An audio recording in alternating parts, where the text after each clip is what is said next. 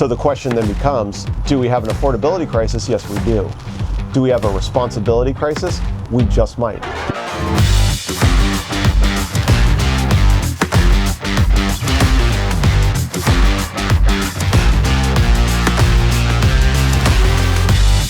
right, guys, we're here for another Red Banner Team podcast. I'm excited to be joined by my CFO and one of my best friends, Brandon Fonts.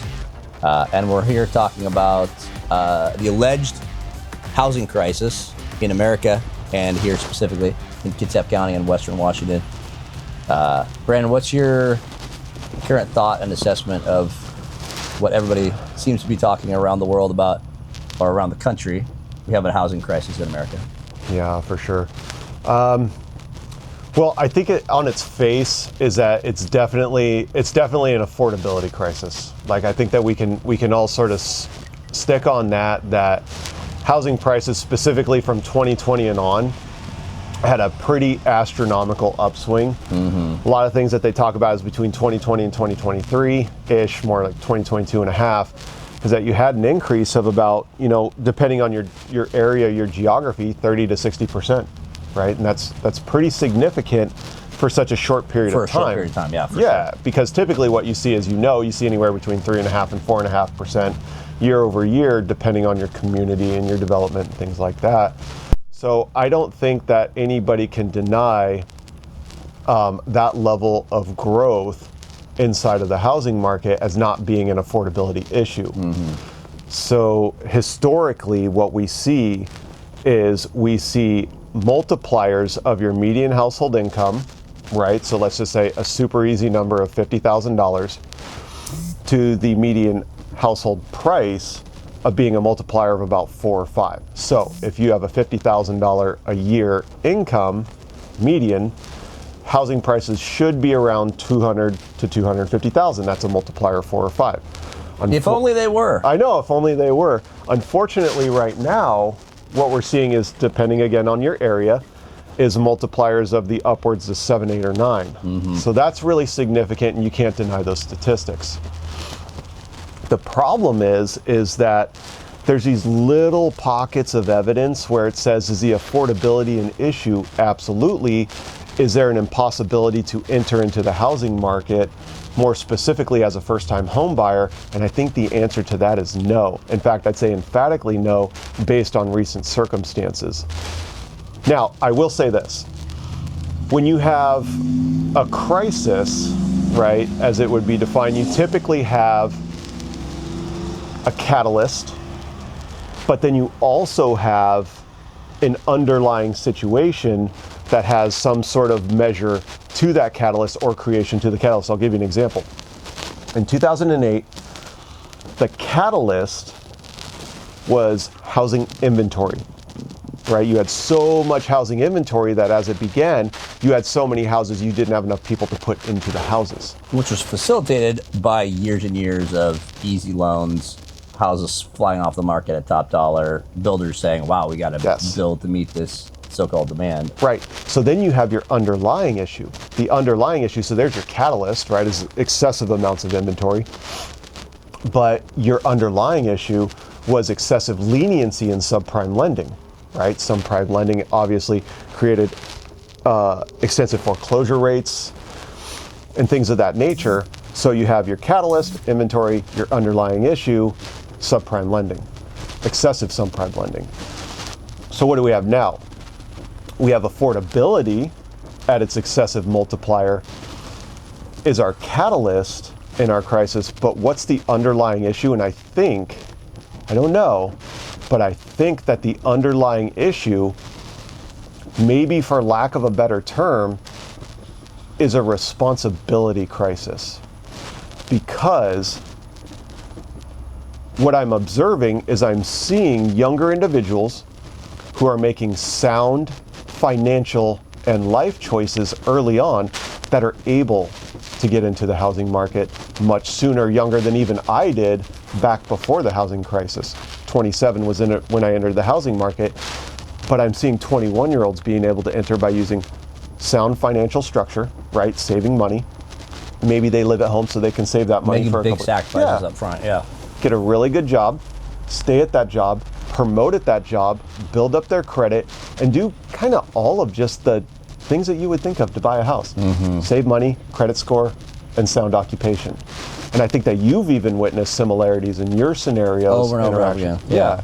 So tell me about that a little bit, because I'm wondering if there's a connection between what we got going on and people trying to enter the housing market that isn't necessarily affordability on its face, but also has something else going along with it. So yeah, I just want to reframe.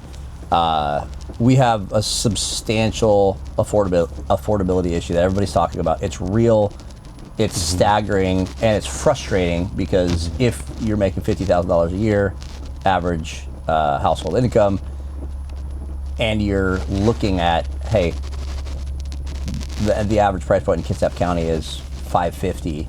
That's over 10x of what a $50,000 a year income is. That's a pretty discouraging platform, and that's the discussion that we hear over and over again. But the point of this conversation is to give hope, and the hope is lots and lots of success stories of really savvy. Specifically, I want to highlight like the young people that we see making really healthy choices early on. And the cool thing is, in a difficult, and let's just say even more almost cutthroat competitive environment of being priced out of housing, the answer would seem to be matching that level of lack of affordability with really, really savvy savings and sacrificial life choices to save up enough money to be able to compete in this market. And dude, I've seen it over and over again where young people are making the kind of sacrifices you just mentioned, living with parents, roommates, whatever it takes, stacking money, living way inside of their means, and then ending up being able to put down.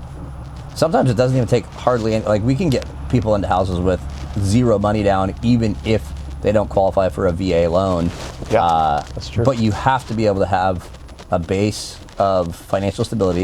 You have to have a base of good credit, which basically just reflects wise financial choices in reference to paying your bills for a long enough period of time for there to be a track record to track through your credit score, and then finding the deals, which is what we do. Over and over again, I've seen young people be able to stack the cash, make significant sacrifices for a long enough period of time, and right now it might take longer, but the example you just saw this past week of somebody in their 21 years old, we see it all the time. It might not be 21, it might be 25, but if you start early and if you make big sacrifices, the reality is you rewind 50, 60 years, it wasn't any different. Like you used to not be able to get a 30-year loan. The normal person couldn't even get a loan to purchase a house earlier in American history. Right. And it was almost a scandal back early in the 19th century, 1920s, 1930s, to get a mortgage. That was like cheating. Right. And now we're seeing, oh my goodness, I can't get a mortgage. No, it's probably because you need to make a bunch of choices over a series of years to get yourself into a position. But what I would say, along with the hope of it absolutely is possible, we can coach you through doing it. We've done it so many times. But what I would say is there will likely come a time when that will be a real crisis where a normal individual is actually priced out of the market. I see the handwriting on the wall that in 20 years, it's very likely that next generation won't be able, even with significant sacrifices, won't be able to, in their 20s, buy a home.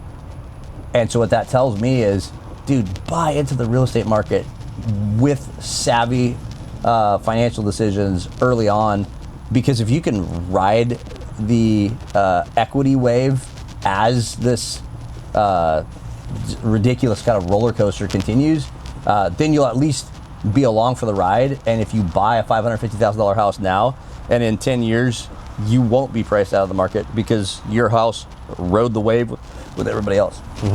Yeah, I completely agree with that. It's a situation, you got to get into the equity market sooner rather than later. If your position, you've heard me say this a million times, you cannot time markets. if you know how to time a market, you and I need to have a conversation because I'd really like to know what you know. So you can't time the market. So if you can't time the market, you got to have a plan for that, right? And the most recent example that we had is a young man got an occupation as an apprentice when he was 18, stuck with that job for 2.5 years, still in that job, received a promotion during that time period, saved enough money to make a 10%, 15% down payment, put an offer on a $415,000 house, got his offer approved, and is closing today, right? What did he do? Worked on his credit score, saved his money, and worked at an occupation for 2+ years while he built himself into that occupation, right? Built up both his... That's standard occupation here in our county. Right, so he did 3 things. Those 3 things to purchase a house are kind of the no-brainers. Like, what would you... I would ask somebody, hey, have you had an occupation for 2 years? B, do you have any down payment that you can make? And C, what's your credit score, right? So that's never changed, just like you said. We have a culture where it's almost shameful to not be living outside of your means. Right. And we need to reframe that for the people that we're mentoring, for the people that are listening to this conversation. Like, now is not the time to be living outside your means. There's a lot of cracks in the financial markets. This is not a time to be living at the edge or putting things on credit cards. The exact opposite should be true, so that when the government shuts down for an unidentified amount of time, it isn't as like, we need to be mentoring people such that it isn't a massive financial crisis where they don't get a paycheck for 60 days simply because they've been planning for this. It's so funny that you mentioned that, because I got to inject this fact too. This individual works for the government, purchased his house during the government shutdown because he was financially stable enough to be, and I even asked the guy, I was like, hey, you're probably going to want to extend this question to him. Is this going to be a disruption? His response was, no, it's not, because I got X amount of buffer time to make it through, so I'll be just fine. And I was like, wow. So that's inspiring. Yeah, it really is. That should give a lot of hope to a lot of people. And as it is the one-off, I would admit it is the one-off, it sort of shines a little bit of a light to say, okay, this is very much a doable situation. This young man getting in the equity market at 21 years old, by the time he's 30, he's going to have so much equity into this house that it's just like he's ahead of the game. Yeah. So the question then becomes, do we have an affordability crisis? Yes, we do. Do we have a responsibility crisis? We just might. Do we have a decision-making crisis? We just might. That's kind of where it comes into the next level. What's the catalyst? The catalyst is affordability. What's the underlying issue? What choices are we making as a society right now? That's really where I think it comes down to. In 2008, we built too much inventory, but we wouldn't have that level of foreclosure if we didn't do subprime lending the way we did either. See what I mean? Oh, for sure. And with the advent of 50-year mortgages coming on the horizon, and potentially lowering interest rates, and the discussion of lowering the standards for qualifying loans, we likely will see that happen again. We're right back to where we were. It would seem. It would seem. Which is going to likely create a very frantic real estate market for a short period of time. There's no way that it can be sustained indefinitely, which, interestingly enough, and I always hesitate to say these things because we don't make money unless people buy or sell houses, but right now it would seem like one of the most strategic times to be investing for those that are prepared, simply because you can get houses right now all across Kitsap County for 80 cents on the dollar of what they technically, by the comps, should be selling for, if you have the patience, the time, and the appropriate negotiators on your behalf. The minute that 50-year mortgages enter the conversation, lower standards for qualifying for a loan, and lower interest rates, that's going to evaporate. It's going to go the exact opposite direction. Super fast. Which is exactly what it did in 2008 when they had subprime lending. All of a sudden it became very difficult to get lending. So it cycles its way right around. And and another thing too, to all those potential home purchasers and what they're thinking is that you also got to stay in the market for a period of time. We're seeing a lot of, I bought my house in 2022, I bought my house in 2023, and now I would like to sell my house. Well, you got to stick with this thing for a while. That's a really heartbreaking conversation to have. 5 years, 10 years, that's really like where you want to be. And if you can be in it even more, that's great. But maybe people have a really good concept of, hey, what if we sort of cluster together, work together, house hack, I'll buy it, rent it to the other, people inside of my community. And then when I deploy or relocate somewhere else, I'll do this again. Because my deployment period or my relocation period can be 5 years at a certain location. I can build up equity and I can move along and I can just have like rental systems. I know guys that have 5 houses across one from every single one of their deployments. Mm-hmm. As long as they are matching that also with the appropriate financial stewardship for it to be a smart decision. Correct. Once you get over leveraged, then that's going to turn sour, bitter, and frustrating really, really fast. Mm-hmm. To the whole time horizon of investing, the way I like to look at that is the real estate market, it has these undulations. If you're looking across a market map, if you lay a 5-year plank, there's almost no time in which, except for like really outlier bad investments, there's almost no time in which that 5-year plank won't end up trending upward. 2 years, 1 year, 3 years, that's really tough because like you said earlier, you can never time the market. You just don't know. We don't know what's going to happen. We don't know if World War III happens or some cataclysmic thing happens in the markets. If you buy a house now and you have a 1 to 3 year time horizon, you absolutely could get burnt and be in a very frustrating position. But if you drop a 5-year plank across that, at least across the last 100 years of the real estate market, there's almost no example where that 5-year plank wouldn't tip upward. Yeah, that happened, I think, twice in 100-year history. You'd have to go back to 29 and 08, and it didn't crest after 5 years, but it did after 7. So it wasn't too much long after. There were a bunch of people that lost their shirts in 08 that took way longer than 5 years. But that's another part of what we coach people in investing in houses. Like if you are very savvy about buying a house right now, if you buy a home without curb appeal, if you overpay for a double wide can sometimes be, some of my best investments have been double wides. But there are certain types of real estate investments that are way riskier in a significant market retraction that will take a lot longer to recover your investment if it downturns. Yeah, absolutely correct. Yeah, be smart, be responsible, invest correctly. Don't try and time the market, just have a plan. There are a lot of opportunities for really good deals in the market right now.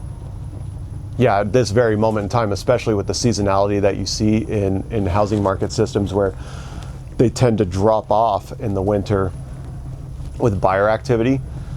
Listings that sit right now, any activity is good activity. They'll take whatever they can get, and that's typically what you see in the seasonality of the housing market. But with the increase in housing prices, I think what we're seeing is that we kind of stretched it out a little bit too far, and the elasticity might be pulling it back just a little bit more in addition to coming into that season. Yeah, for sure. So in review, there's a lot of hope. There's a lot of people that are in like real financial pinches because of everything that's happening in the market and don't have the flexibility like an 18, 19, 20-year-old to just move into mom's basement, save money, which is a super savvy thing to be humble and do. But you got kids, you got lots of responsibilities. There's a lot of examples there's a lot of people that are not in a season of life where they have that level of flexibility. But I would even encourage our friends and clients that are in that situation, right now is the time to get really serious about cutting everything that you can cut, making sure we're building buffers, even if you're not saving for another real estate investment, because now is not the time to be adding to the explosion of credit card debt that we're reading about. But now is the time to position yourself so that when the thunderstorm comes, you're not caught out in the cold. There are very significant real estate investment opportunities right now, and there's lots and lots of examples of people that are winning in a market that is more challenging than it's been for a long time, but are making the necessary sacrifices to win. And that's what we do, is coach people how to do that. That's what we do. I think there's a lot of hope. There's a lot of hope.